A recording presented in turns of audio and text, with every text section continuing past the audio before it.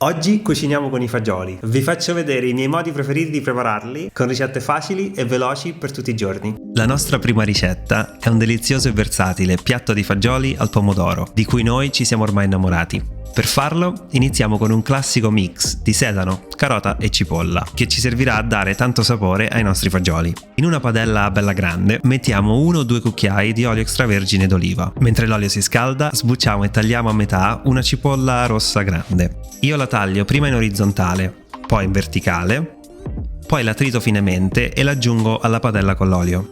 Diamo una mescolata, poi tagliamo 2 carote a dadini. Prima possiamo tagliarle dal lato lungo, poi in fette sottili e infine a dadini e le aggiungiamo alla padella. Poi tagliamo 2 gambi di sedano, prima dal lato lungo, poi a dadini e li aggiungiamo anche questi alla padella con la cipolla e la carota. Mescoliamo le verdure e lasciamo cuocere a fuoco medio-basso per circa 5 minuti. Mentre cuociono scegliamo gli aromi. A noi piace aggiungere la salvia per farli tipo fagioli all'uccelletto, ma anche il rosmarino va bene se la salvia non ti piace. Possiamo anche usare erbe secche, ma in piccole quantità, dato che sono più forti di quelle fresche. Tritiamo finemente la salvia e la aggiungiamo alla padella. Poi tritiamo anche un peperoncino rosso, regolando la quantità in base ai vostri gusti.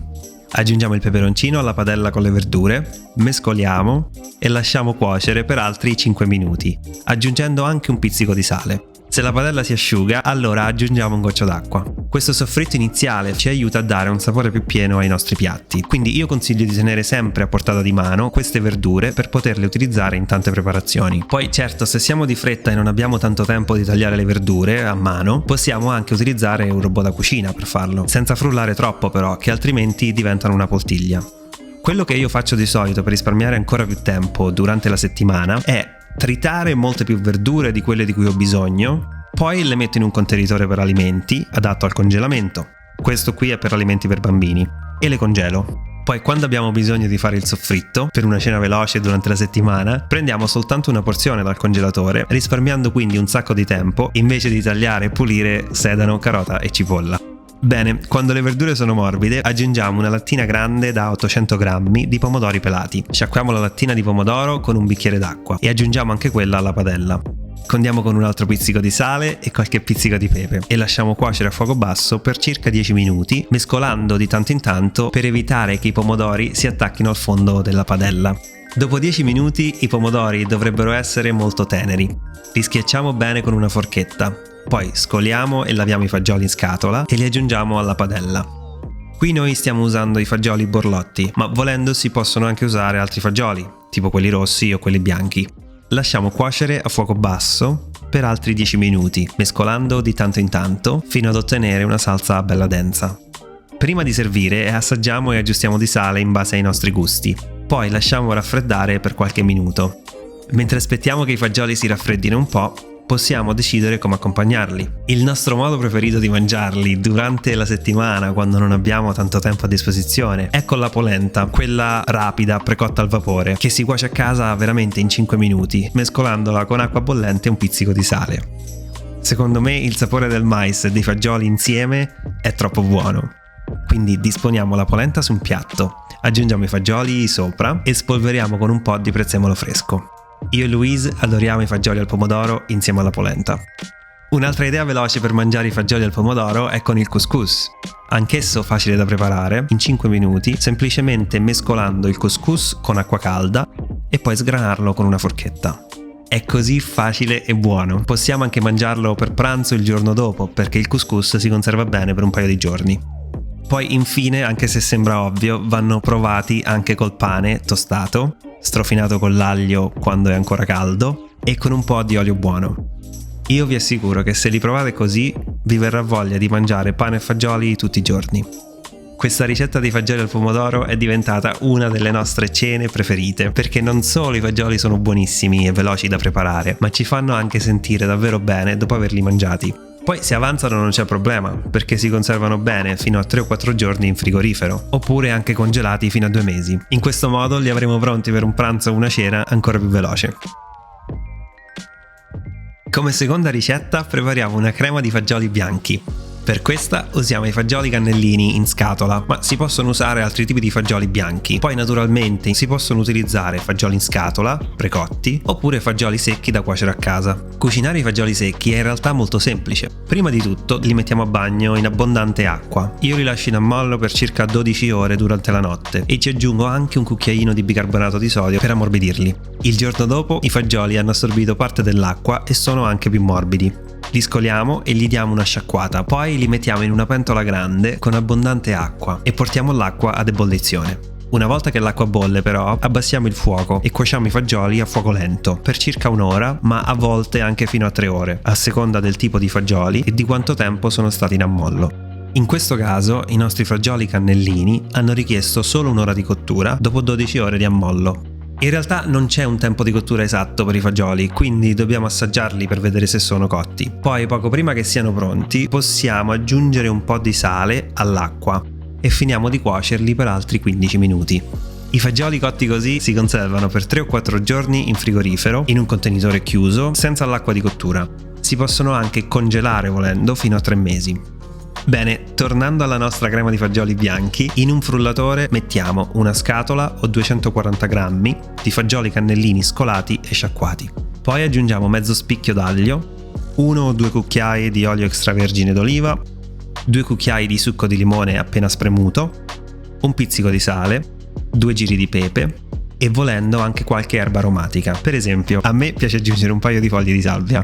Frulliamo bene fino ad ottenere una crema di fagioli densa e quasi completamente liscia. A seconda del tipo di fagioli potremmo aver bisogno di aggiungere un paio di cucchiai di acqua per aiutare il frullatore. Ora assaggiamo, aggiustiamo di sale e limone, poi quando siamo soddisfatti trasferiamo la crema di fagioli in una ciotola.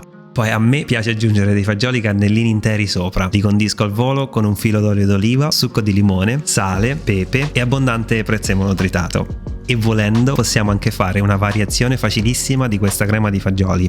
Basta seguire la stessa ricetta, poi alla fine aggiungere una barbabietola rossa, di quelle pelate e già cotte. Allora in realtà io non sono il più grande fan delle barbabietole, ma così insieme alla crema di cannellini le amo. Questa crema è fondamentalmente un hummus, ottimo da spalmare in piadine, sulla bruschetta o anche in un panino. Qui per esempio abbiamo fatto un panino con la crema rosa, 2 fette di avocado maturo, qualche goccia di succo di limone, qualche cappero qua e là, dei pomodorini secchi e 3 o 4 foglie di spinaci. Abbiamo tostato un po' il pane sopra e mamma mia, veramente buonissimo. E io non ho resistito e me lo sono mangiato tutto subito.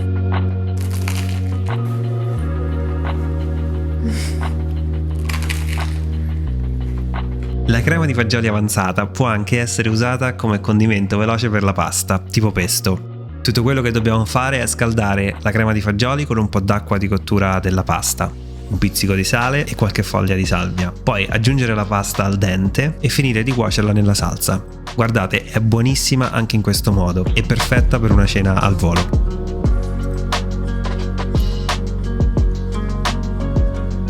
Come ricetta finale vi mostrerò come fare la nostra zuppa preferita. È una zuppa toscana di fagioli bianchi. Io qui ho preso la ricetta originale della ribollita e l'ho semplificata per rendere la zuppa un pochino più moderna e facile da preparare, cercando comunque di rimanere fedele all'originale. Per questa zuppa avremo bisogno di una grande pentola in cui scaldare 2 cucchiai d'olio d'oliva per fare il soffritto. Nella pentola aggiungiamo una cipolla rossa grande, tagliata a dadini, 3 gambi di sedano, sempre tagliati a dadini, e 3 carote medie tagliate a pezzetti. In questa zuppa non vogliamo che le verdure siano tagliate troppo finemente. Le facciamo soffriggere per 5 minuti. Poi nel frattempo tagliamo un porro a metà sul lato lungo, poi lo affettiamo sottilmente e lo aggiungiamo alla pentola. Se non trovate il porro, allora mettete un po' di cipolla in più. Facciamo soffriggere per 1 minuto, poi aggiungiamo 2 cucchiai di concentrato di pomodoro, il timo fresco, togliendo le foglioline dai gambi, un bicchiere di brodo vegetale, mescoliamo e lasciamo cuocere per 5 minuti. Mentre il soffritto cuoce, tagliamo le verdure. Per una zuppa toscana come si deve, usiamo cavolo nero, bietole e verza. Se però non riusciamo a trovare questi ingredienti specifici, allora possiamo sostituire il cavolo nero con altro cavolo, tipo quello riccio, la bietola con il bok choy e la verza con il cavolo cinese. Otterremo comunque una zuppa deliziosa, anche se un po' meno toscana. Quindi iniziamo tagliando il cavolo nero a pezzi e lo aggiungiamo alla pentola. Io scarto parte del gambo del cavolo perché tende ad essere un po' legnoso. Poi tagliamo la bietola allo stesso modo. I pezzi non devono essere né troppo grandi né troppo piccoli. Li aggiungiamo alla pentola. Infine tagliamo la verza in modo simile e l'aggiungiamo alla pentola. In totale, per una zuppa come questa, avremo bisogno di 900 grammi circa di verdure. Io uso un terzo di cavolo nero, un terzo di bieta e un terzo di verza. Mescoliamo bene, poi aggiungiamo 2 bicchieri di brodo vegetale e condiamo con un generoso pizzico di sale e un po' di pepe. Ora facciamo sobbollire a fuoco medio per 10 minuti e nel frattempo scoliamo 3 scatole di fagioli cannellini. Dovremmo avere circa 700 grammi di fagioli in totale. Poi frulliamo un po' meno della metà dei fagioli con mezzo litro di brodo vegetale fino ad ottenere un composto liscio. Lasciamo l'altra metà dei fagioli interi. Aggiungiamo i fagioli frullati e interi alla pentola. Mescoliamo bene ma delicatamente e lasciamo cuocere per altri 10-15 minuti, mescolando di tanto in tanto. I fagioli frullati sono un ottimo trucchetto per rendere la zuppa incredibilmente cremosa e appagante, senza bisogno di aggiungere panna o altri grassi. La nostra zuppa è pronta quando si è addensata un po' e le verdure sono morbide. Non dovrebbe esserci troppo brodo in giro, deve essere abbastanza densa. Ora la assaggiamo, aggiustiamo di sale e pepe e spegniamo il fuoco. Lasciamo riposare la nostra ribollita veloce per almeno 10 minuti prima di servirla. Poi nella ricetta originale si aggiunge del pane raffermo. La zuppa viene fatta bollire di nuovo fino a quando il pane non si scioglie nella zuppa. È una ricetta che nella sua forma originale richiede diverse ore e anche giorni per essere fatta bene. La nostra versione è fatta in circa 45 minuti in totale e non mettiamo il pane dentro, ma vi prometto che ha comunque un sapore delizioso e appagante. E poi è super cremosa. A me piace servirla su una fetta di pane tostato, strofinato con l'aglio e con un filo d'olio d'oliva. Poi se vi ci piace potete cospargere con prezzemolo fresco tritato o anche con formaggio veg o altro formaggio di vostra scelta. Questa zuppa toscana veloce è diventata in poco tempo la nostra zuppa preferita nel periodo invernale. È un pasto completo, facile e fatto con ingredienti semplici. È cremosa, nutriente ed ha un sapore davvero buonissimo. Poi potete anche farne parecchia e conservarla in frigorifero per 3-4 giorni. E vi assicuro che il giorno dopo è ancora più gustosa.